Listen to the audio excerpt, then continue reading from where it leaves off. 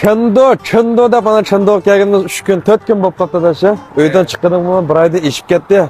Bu 3-4 günün ichida biz çındı kim nima ishlarni qildik deb so'rashinglar mumkin. Filmlarni ko'rdinglar. Biz oldin filmlar degandek mashin bozorini araladik, undan keyin bozorlarga tushib, bozor ahvollarini ko'rdik. Bu 4 kun ichida biz o'zimiz his qilgan besh turli ish bor. Filmni yurak berib saqlab, kerak odamlar olsa taqib qo'yinglar.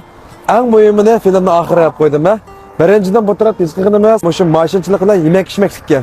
Yaxshiroq bo'ladigan so'z. Yemak-ichmakliklarni mesela tushuntirib qo'ysam, bu Chındıda Şinjanlik asonlik millat bo'lsin, ko'p sonliq bo'lib 600 mingda Şinjanlik bor ekan. Bundan keyin bu tarafda Nalla 6 ko'ydan boshlandi ekan. Bu To'qashlar 5 ko'y 6 ko'y boshlandi ekan.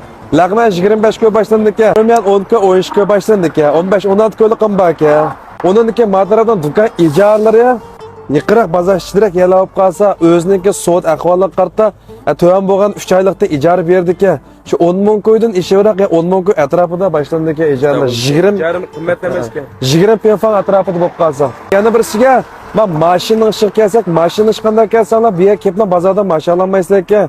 Yaxshiroq mashinchi tanishinglar bo'lmasa, har yerdan chiqib kelgan mashinalar bo'lmasa, kirib bozordan mashina ishinglar taskan. Shunga biz o'zinglar ko'rdinglar, mashinchilardan tanishdik bir yo'l. Şuna hamda men Ilzat og'inimizmi, mishakib o'ziniki burunda mashin bilan shug'ullangan ishlari bor, mashinni xil ravus tushundi. Shunga bizmi, bizning funksiyalarimizga mashin kerak bo'lib qolsa, mush og'inimni doyisi past aytib qo'yma. Mush og'inam bilan parangiz orqali o'zinglarning ko'ngilidek mashinalar bo'lib qolsa, surishtirsanglar bo'ldi. Biz o'zimizning aloqadori bilan aslak yaxshi bo'lgan mashinalarni o'qishib bitsak bo'ladi, ishonchlik mashinalarni. Unda bo'lsa, budaq safarimiz bo'lsa, cho'nching bolalar biz davomli qalda usaralik mengivatimiz, diqqatinglar bizda bo'lsin, yurak berib ketib, taqib qilishni qat'iy unutib qolmanglar qarindoshlar. Men undasa. 记得点赞关注哦。